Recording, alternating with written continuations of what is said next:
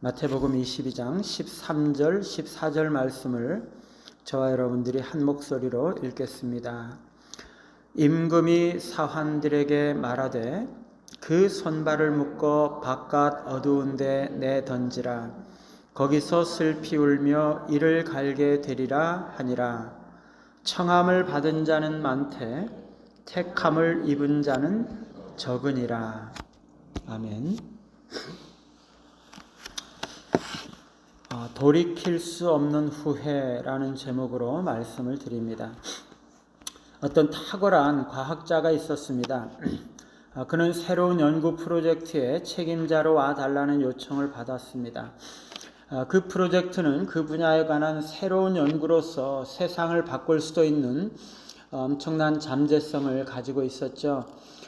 그런데 그는 너무나 오만하고 도도하게 그 제안을 거절했습니다. 결국 다른 사람이 책임자로 선정이 되었고 몇 년 후에 그 연구는 대성공을 거두었고 그 책임자는 노벨상을 받게 되었습니다. 그 요청을 거절한 과학자는 너무나 후회스러웠지만 과거에 자신이 내린 결정을 다시 번복할 수는 없었습니다. 이미 기회는 지나갔고 결코 다시 돌이킬 수가 없었던 것이죠. 어떤 사람은 자신이 매우 건강하다고 생각을 했습니다. 그런데 어느 날 갑자기 건강 증세가 나타났습니다. 의사는 그에게 조치할 것을 제안을 했지만 그는 그것을 너무나 하찮은 것으로 여기고 조치를 하지 않았습니다. 몇 년의 시간이 흘렀고 결국에 그는 불치의 병에 걸리게 되었습니다. 이제 그는 후회해봐야 소용이 없습니다. 조기에 개입해서 적절한 조치를 취하고 건강을 유지하려고 했더라면 좋았을 터인데 그 기회는 이제 완전히 잃어버리고 이제는 불치병을 안고 평생을 살아야 하는 형편이 된 것이죠. 우리가 바른 선택을 하고 바른 조치를 하고 행동할 수 있는 기회는 많이 있습니다. 그러나 그것을 무시하고 거듭 주어지는 기회를 놓쳐버리면 언젠가는 결코 돌이킬 수 없는 후회에 이르게 될 것입니다. 오늘 말씀은 임금의 아들의 혼인잔치에 예복을 입지 않고 들어와 있는 사람에 대한 그 임금의 처분을 다루고 있습니다. 임금은 사환들에게 말합니다. 그 손발을 묶어 바깥 어두운 데 내쫓으라. 내던지라. 거기서 슬피 울며 이를 갈게 되리라.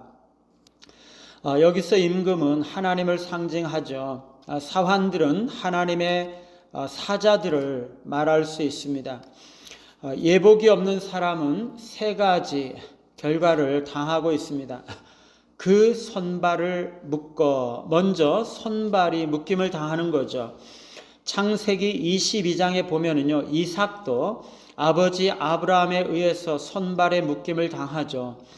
비슷한 사건이지만 두 사건은 정반대의 의미를 가지고 있습니다. 창세기 22장에서 묶인다는 것은 하나님의 뜻에 대한 순종을 나타냅니다. 그리고 그 결과로서 축복이 주어지죠. 그리고 중간에 하나님이 개입하심으로 구출을 받게 됩니다.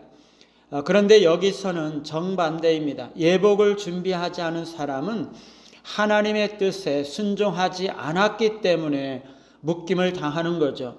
그 묶임은 하나님의 심판을 나타냅니다. 혼인잔치를 제대로 준비할 것에 대한 하나님의 뜻을 무시하고 제대로 준비하지 못한 것에 대한 결과는 돌이킬 수 없는 하나님의 심판인 거죠. 여기서 손발이 묶인다는 것은 그에게 더 이상 자유가 없다는 것을 의미합니다.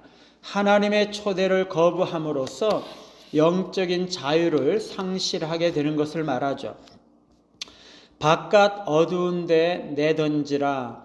그 사람은 손발이 묶인 채로 바깥 어두운 데 던져지게 될 것입니다. 바깥 어둠이라는 것은 하나님과의 영원한 분리를 의미하고 궁극적으로 지옥을 상징하는 거죠. 하나님은 그를 빛 가운데로 나아올 것을 요청했습니다. 거듭 그에게 빛으로 나올 것을 초청한 것이죠. 그러나 그는 그러한 모든 요청들을 무시하고 기회를 놓치고 말았습니다. 그 결과는 완전한 어둠에 처하는 것밖에는 없었죠. 끊임없이 하나님의 임재와 축복으로 하나님은 부르셨지만 그것에 대해서 거부했을 때 하나님과의 분리가 영원하게 주어졌던 것입니다. 그리고 거기서 그는 슬피 울며 이를 갈게 될 것이라고 말씀합니다. 이제는 후회해봐야 소용이 없는 거죠. 기회는 이미 다 지나갔습니다. 그는 거기서 하나님의 부르심과 초대에 응하지 않았고 적절하게 준비하지 못한 것에 대해서 후회하게 될 것입니다. 하나님께서 부르신 그 부르심과 초대가 얼마나 중요한 것이었고 얼마나 심각한 것이었는지 그때는 왜 그것을 깨닫지 못했는지를 생각하면서 뼈저리게 후회하게 될 것입니다. 혼인잔치는 하나님과의 영원한 기쁨과 교제, 친교를 나타내고 하나님의 모든 축복을 의미합니다. 그러한 축복을 놓치게 된 것에 대해서 이 사람은 후회하게 될 것입니다. 뿐만 아니라 거기서 그는 하나님과의 영원한 분리됨으로 인해서 정서적인 실존적인 고통을 실제적으로 느끼게 될 것입니다. 그는 후회하게 되겠지만 결코 다시 돌아갈 수는 없는 거죠. 우리 주님은 청함을 받은 자는 많되 택함을 입은 자는 적다고 말씀합니다. 하나님의 자비는 모든 사람들에게 열려 있습니다. 하나님의 은혜와 그 은혜의 선물들은 누구에게나 제공되고 있습니다. 그러나 그것을 선택하고 받아 누리는 사람들은 많지가 않다는 거죠. 하나님의 초대는 보편적이지만 그 은혜를 실제적으로 누리는 것은 그것에 대한 우리의 반응, 곧 순종을 조건으로 하는 것이죠. 선물이 주어졌지만 그것을 거절하는 자들은 선물의 축복을 받을 수가 없는 것이죠. 지금도 우리에게 하나님은 은혜와 축복의 기회들을 주시고 있습니다. 우리는 참으로 놀라운 은혜의 자리로 나아갈 그러한 기회를 얻고 있죠. 우리가 주님의 부르심에 소홀히 여기고 그 부르심에 응하지 않을 때 우리는 기회를 잃어버리고 돌이킬 수 없는 후회에 이르게 될 수 있습니다. 늘 깨어서 하나님의 부르심에 응답하고 우리에게 주어진 기회를 놓치지 말고 적절하게 반응하고 조치함으로써 하나님의 은혜와 축복을 온전하게 누리시는 우리 모두가 되시기를 간절히 바랍니다. 찬송가 370장입니다.